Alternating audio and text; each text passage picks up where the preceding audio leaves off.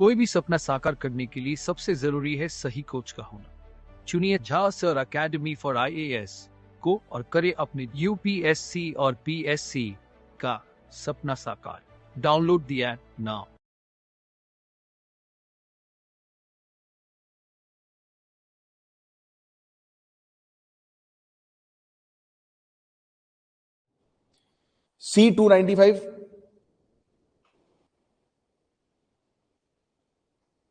C295 transport aircraft manufacturing facility.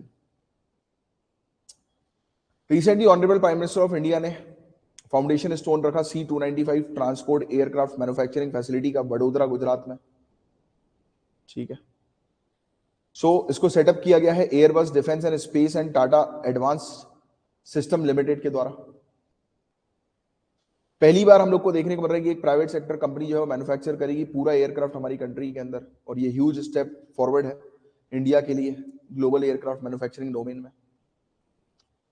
ठीक है, और C295 जो है वो ओरिजिनली प्रोड्यूस किया गया था स्पेन के द्वारा, स्पेनिश एयरक्राफ्ट मैन्युफैक्चरर के द्वारा, और इसका नाम ये अजीब सा है, कंस्ट्रू, वो स्पेनिश नाम है, एरोनॉटिकास तो समझ में आ रहा है, कंस्ट्रू की ओनाइस ऐसी कुछ है, खतरनाक टाइप के नाम।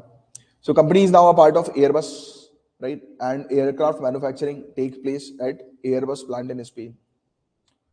फिर कैपेसिटी की बात करें, 5 से 10 टन कैपेसिटीज की हमें देखने को मिलती है। फिर ये इशू किया गया ग्लोबल फर्म्स को 2003 में कि वो बिडिंग करें, राइट, और सोल बिड एयरबस की हमें देखने को मिली और TASL की हमें देखने को मिली, जो अप्रूव कर दी गई DAC के द्वारा, डिफेंस एक्विजिशन काउंसिल के द्वारा 2015 में। सितंबर 2001 में जो है वो एग्रीमेंट हुआ, इंडिया ने साइन किया 21,935 करोड़ की डील एयरबस डिफेंस और स्पेस के साथ कि वो 5 C298 56 C295 एयरक्राफ्ट जो है वो रिप्लेस करेंगे IAF के एवरो 748 प्लेन्स के, यानी कि 748 प्लेन्स को रिटायर करके इसको जो है वो लेकर आ जाएंगे।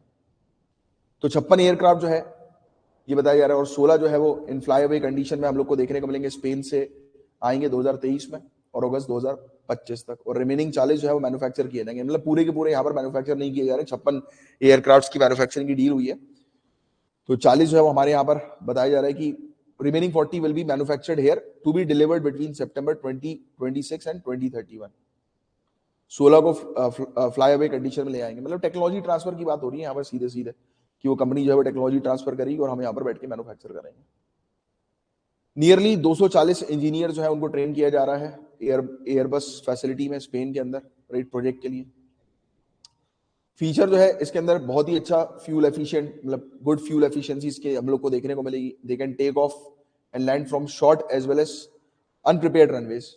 ठीक है, कौन सी अपनी एक स्कीम जो है क्या स्कीम है हमारी जिसके थ्रू अपन एयरपोर्ट्स वगैरह जो है वो डेवलप कर रहे हैं आज की डेट में? एक स्कीम है ना, बहुत फेमस स्कीम हम लोग को देखने को मिलती है, जिसके थ्रू जितने भी हमारे एयरपोर्ट्स वगैरह हैं, उड़ान स्कीम, राइट। तो उसमें एक और इस स्कीम का एक फीचर और भी है कि जितने भी जैसे कि हमारे कनेक्ट करना आपस में, मतलब अलग अलग पैचेस को मतलब बनाना, तैयार करना, राइट। तो जैसे कि होता है ना, कुछ रीजन ऐसे हैं they are not suitable for long runways, तो ये शॉर्ट रनवे वहां के लिए जो है वो हेल्पफुल होगा, और ये उड़ान स्कीम में इसको इंटीग्रेट किया जाएगा कि नहीं किया जाएगा, पहले ये बताओ। मुझे लगता है मिनिस्ट्री ऑफ डिफेंस का डील है, आई डोंट थिंक कि किया जाएगा, मिनिस्ट्री ऑफ डिफेंस की डील है ना ये तो ये मिनिस्ट्री ऑफ डिफेंस के पर्पस के लिए होगी, अपने जो भी मिशन होते हैं उसकी डिलीवरी के पर्पस के लिए, है ना। मतलब ये हाँ, आर्मी के पॉइंट ऑफ व्यू से ही होगी।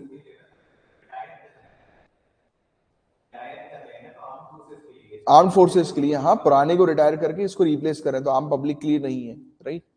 बट ऑब्वियसली बात है कि आर्म फोर्सेस भी आज की डेट में, हम लोग जो उड़ान स्कीम का मैंने जिक्र इसलिए किया क्योंकि हम लोग काफी सारे ऐसे एरिया जहां पर मतलब नहीं पहुंच पाती थी, मतलब फ्लाइंग सर्विस वहां पर अवेलेबल नहीं थी, एविएशन सर्विस अवेलेबल नहीं थी, तो वहां पर अगर सिनेरियो आता है सिक्योरिटी एनहांस करने का या कुछ भी कोई भी इशू होता है, तो वहां पर एटलीस्ट हमारी फोर्सेस जो है पहुंच पाए इस एयरक्राफ्ट के थ्रू। तो एक वाला एड ऑन पॉइंट, ठीक है, उड़े देश का आम नागरिक। इंडिया की इमेज की बात करें इस प्रोक्योरमेंट के साथ, इंडिया जो है वो 35th C295 ऑपरेटर बन जाएगी पूरे दुनिया भर में। 285 एयरक्राफ्ट के ऑर्डर के साथ 38 ऑपरेटर्स हम लोग को 34 अलग अलग कंट्रीज के अंदर देखने को मिलता है, ठीक है। और ये एयरक्राफ्ट 5 लाख से भी ज्यादा फ्लाइट आवर्स इसने अचीव करके रखा हुआ है। नेवी और कोस्ट गार्ड जो है इन्होंने अपना इंटरेस्ट एक्सप्रेस किया है C295 के अंदर। अच्छा, इसका उपयोग सिविलियन रोल्स के लिए भी किया जाएगा as well as exported in future, मतलब बता रहे हैं कि फ्यूचर में भी हम इसका उपयोग जो है वो कर सकेंगे, राइट, सिविलियन के पर्पस के लिए भी। इनिशियली तो आर्मी, आर्म फोर्स। C295 की बात करें तो इसके अंदर एक पोटेंशियल है कि ये रिप्लेस करेगा AN-32 एयरक्राफ्ट को, राइट। ये चीज इंपॉर्टेंट नहीं है सच, ठीक है। इफेक्ट जो हम लोग को क्या देखने को मिलेगा डोमेस्टिक एयरक्राफ्ट मैन्युफैक्चरिंग इकोसिस्टम का, तो पिछले 20 सालों में ये चीज इंपॉर्टेंट है। Indian companies both public as well as private, इन्होंने एक्सपेंड किया अपने फुटप्रिंट्स को पूरे दुनिया भर के सप्लाई चेन में, मेजर डिफेंस और एरोस्पेस मैन्युफैक्चरर्स के मामले में, राइट। और काफी सारे कंपोनेंट्स भी आर सप्लाइंग राइट नाउ। और यूनाइटेड स्टेट्स और इंडिया जो है, ये इंडिया पैसिफिक स्ट्रेटजी पर तो ये है ही ऑलरेडी।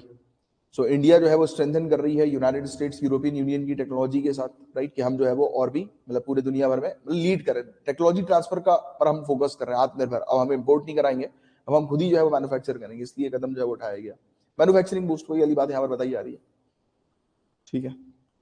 एक strong private industrial aerospace ecosystem जो है वो हम बिल्डअप करेंगे। It will not only in and around Vadodara but across the country. तो सिर्फ एक ही जगह पर टारगेट नहीं किया गया, बट कोई भी चीज है, कोई भी डेवलपमेंट है, गुजरात में ही ज्यादा हो रहा है। बेंगलुरु एंड हैदराबाद ने ऑलरेडी जो है वो डेवलप कर लिया है ऐसे एरोस्पेस और defence domain over the years.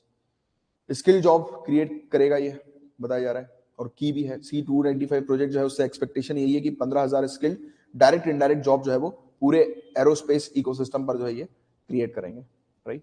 125 supplier qualified on global quality standard across the India.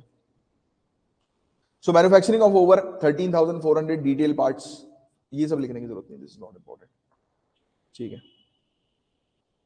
India का सिविल एविएशन सेक्टर की बात करें तो इसका बहुत बड़ा फुटप्रिंट हम लोग को सिविल एविएशन मैन्युफैक्चरिंग में देखने को मिलता है डिफेंस के कंपैरिजन में, राइट। क्योंकि डिफेंस के मामले में तो अपन पहले तो डिपेंडेंट ही थे मेजर तौर पर, राइट। फिर अब हम जो है वो आत्मनिर्भर बन रहे हैं कि कौन सी कंट्री है, France, if I am not wrong, France, Israel, इनसे हम लोग ज्यादा जो है वो डील करते हैं। रशिया में तो सबमरीन में और हेलीकॉप्टर्स में रशिया के साथ ज्यादा डील होती है, बट मैंने एयरक्राफ्ट के मामले में ज्यादातर फ्रांस का ही जो है वो देखा हुआ है नाम, कि फ्रांस से ही हम लोग वेरियस जो एयरक्राफ्ट जो है वो इंपोर्ट कराते हैं, यूएसए से भी, राइट। और इजराइल हमें वेरियस टेक्नोलॉजी प्रोवाइड कराता है, इजराइल बहुत अच्छा पार्टनर है हमारा। सो बोथ एयरबस और Boeing do significant source from India for their civil programmes. So Airbus के according every commercial flight manufactured by them today is partly design and made in India by. बहुत बढ़िया।